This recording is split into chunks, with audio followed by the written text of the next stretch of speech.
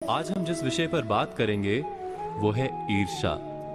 जी हाँ, किसी की सफलता या सुख देखकर पहला भाव क्या जागता है हमारे हृदय में?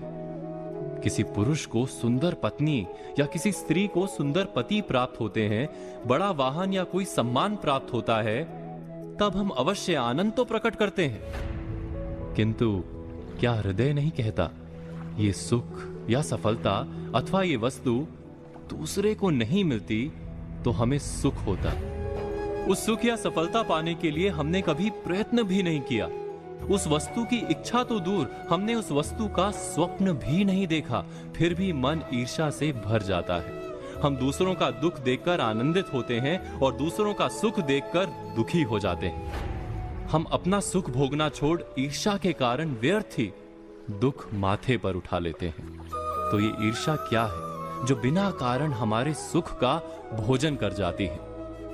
इतना तो हम जान गए कि ईर्ष्या हृदय का गुप्त भाव है। हम लाख समझते हो कि ईर्ष्या उचित नहीं, फिर भी ईर्ष्या जाग जाती है। उसको अंकुश में रखना भी असंभव सा है, क्योंकि निरंतर हृदय में रहती नहीं। ईर्ष्या से छूटने का केवल एक मार्ग है कि ईर्ष्या की जड़ से हम परिचित हो जाएं।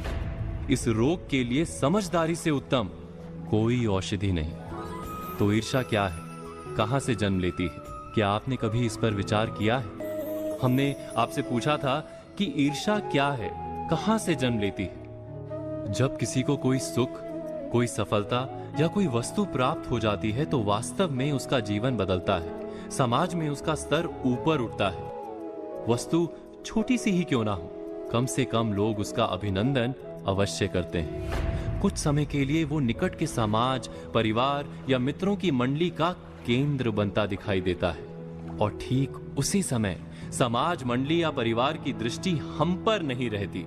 दुख का कारण यही है कि हमारा महत्व हमें कम होता दिखाई देता है।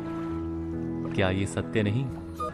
हम बात कर रहे थे कि जब दूसरे व्यक्ति को कुछ प्राप्त होता है तो हमारा समाज, हमारी मंडली या हमारा परिवार हमारी तरफ देखना बंद कर कुछ समय के लिए दूसरे व्यक्ति की ओर देखने लगता है। यहीं से ईर्ष्या का भाव हमारे हृदय में जागता है। हमारे मन में सदा ही ऐसी इच्छा क्यों रहती है कि सब हमें ही देखें, कि अपने समाज के केंद्र में हम सदा बने रहें। समाज के केंद्र में बने रहने से प्राप्त क्या होता है?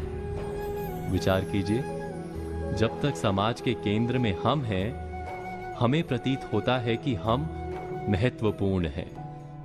हमारा जीवन व्यर्थ नहीं, निकट के लोगों के लिए सार्थक हैं हम।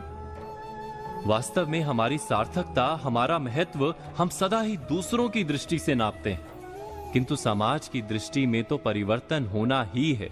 समाज हमारी ओर देखे वो समाज का उपकार है, हमारा अधिकार नहीं। हमारी सार्थकता का प्रमाण जब स्वयं हमारे अपने हृदय से प्राप्त होने लगे, हम अपने जीवन से रस उठाने लगे, अर्थात जब हमारा हृदय आत्मविश्वास से भर जाए, तो ईर्ष्या का भाग अपने आप चला जाता है।